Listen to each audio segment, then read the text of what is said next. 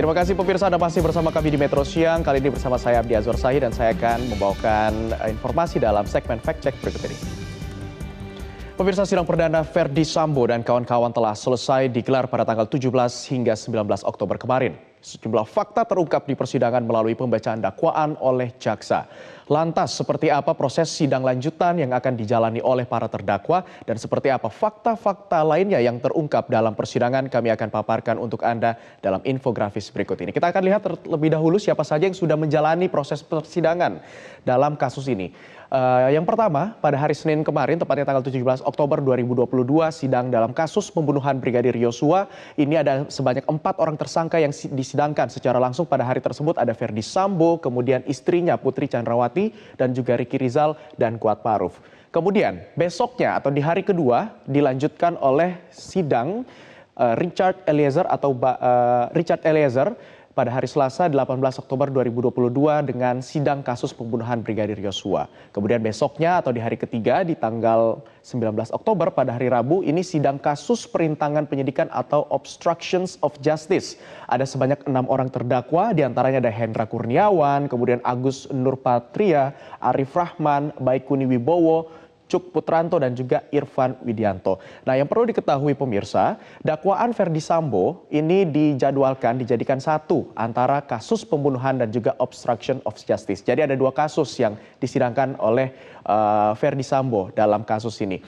Nah, kita akan melihat di grafis berikutnya dalam agenda persidangan kasus ini ada pihak-pihak yang kemudian mengajukan eksepsi atau nota keberatan pada saat dakwaan yang dibacakan oleh jaksa penuntut umum. Kita akan lihat siapa saja pihak-pihak yang mengajukan nota keberatan dari dakwaan yang sudah dibacakan selama sidang kemarin. Yang pertama, Verdi Sambo mengajukan eksepsi di tanggal 17 Oktober kemarin langsung pada saat pembacaan dakwaan. Pembacaan eksepsinya pada hari Senin dan baru saja pagi tadi sudah dibacakan respon dari jaksa penuntut umum bahwa eksepsi yang diberikan dari Verdi Sambo ini ditolak. Kemudian Putri Chandrawati juga sama mengajukan eksepsi pada hari Senin kemarin tanggal 17 Oktober dan juga ditolak oleh ditolak oleh JPU karena dakwaan yang disampaikan ini sudah memenuhi syarat formil dan juga material. Nah, Ricky Rizal ini juga mengajukan eksepsi, namun pembacaan eksepsinya baru akan dibacakan pada hari ini tanggal 20 Oktober. Dan juga Kuat Maruf juga tadi sudah dibacakan dan nantinya kita akan menantikan sidang selanjutnya. Respon dari jaksa penuntut umum dijadwalkan nanti akan berlangsung pada pukul 15 waktu Indonesia Barat di Pengadilan Negeri Jakarta Selatan. Berbeda dengan 4 terdakwa lainnya, Richard Eliezer justru tidak mengajukan eksepsi. Hal ini disebabkan karena dakwaan yang dibacakan oleh jaksa penuntut umum ini sudah cermat dan juga sudah sesuai dan juga sudah cukup jelas sehingga pihaknya ataupun dari kuasa hukum tidak mengajukan adanya eksepsi. Perlu diketahui eksepsi pemirsa adalah nota keberatan atas dakwaan yang dibacakan terhadap terdakwa. Dan kita lihat lagi di grafis selanjutnya pihak mana saja yang mengajukan atau yang tidak mengajukan eksepsi. Ini lanjutannya ada Hendra Kurniawan yang tidak mengajukan eksepsi juga. Kemudian Agus Nurpatria tidak mengajukan eksepsi karena dinilai dakwaan sudah cukup cermat dan jelas. Berbeda dengan Arif Rahman Arifin yang mengajukan eksepsi yang dijadwalkan nantinya akan berlangsung pada 28 Oktober. Baikuni Wibowo juga mengajukan eksepsi yang akan dibacakan pada tanggal 26 Oktober. Sama juga dengan Cuk Putranto yang akan membacakan eksepsinya di tanggal 26 Oktober 2022. Sedikit berbeda dengan teman-teman lainnya, Irfan Widianto tidak mengajukan eksepsi. Dan pemirsa, sementara itu Richard Eliezer yang merupakan saksi kunci yang juga salah satu terdakwa pembunuhan berencana terhadap Brigadir Yosua Huta Barat menyesal karena telah menembak Yosua. Eliezer meminta maaf kepada keluarga almarhum Yosua dan mengungkapkan bahwa penembakan yang ia lakukan atas perintah jenderal. Berikut kita simak pernyataan yang disampaikan oleh Richard Eliezer di Pengadilan Negeri Jakarta Selatan. Sekali lagi saya menyampaikan turut berbelasungkawa yang sedalam-dalamnya untuk kejadian yang telah menimpa almarhum Bang Yos. Saya berdoa semoga almarhum Bang Yos diterima di sisi Tuhan Yesus Kristus. Dan untuk keluarga almarhum Bang Yos, Bapak Ibu, Resa, serta seluruh keluarga besar Bang Yos, saya mohon maaf. Semoga permohonan maaf saya ini dapat diterima oleh pihak keluarga. Tuhan Yesus selalu memberikan kekuatan serta penghiburan buat keluarga almarhum Bang Yos.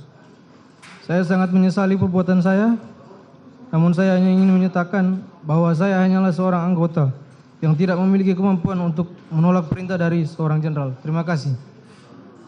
Minggu 16 Oktober 2022, Rutan Barreskrim. Ya pemirsa, itulah tadi pernyataan dari Richard Eliezer pasca dirinya menjalani persidangan pada hari Selasa kemarin dan meminta maaf kepada keluarga almarhum Brigadir Yosua Huta Barat. Dan pemirsa, pada fakta-fakta persidangan selanjutnya yang terjadi pada hari kemarin, tepatnya dengan agenda obstruction of justice, ini juga ada beberapa fakta yang terungkap dalam persidangan. Kalau kita lihat yang pertama, ternyata dalam rekaman CCTV ditemukan Brigadir Yosua ini masih hidup. Para terdakwa atau beberapa anggota polisi yang tadi menyadari bahwa cerita Verdi Sambo ini tidak sesuai dengan rekaman CCTV yang mereka saksikan secara bersama-sama. Para terdakwa berupaya untuk menghilangkan barang bukti rekaman CCTV atas perintah Verdi Sambo. Dan ini dinilai oleh hakim merupakan perbuatan merintangi proses penyidikan dan tindakan dari masing-masing terdakwa yang menyembunyikan fakta dari rekaman CCTV ini dinilai jaksa melanggar hukum. Dan pemirsa, itulah pemaparan terkait dengan fakta-fakta apa saja yang sudah terungkap dalam proses persidangan kali ini.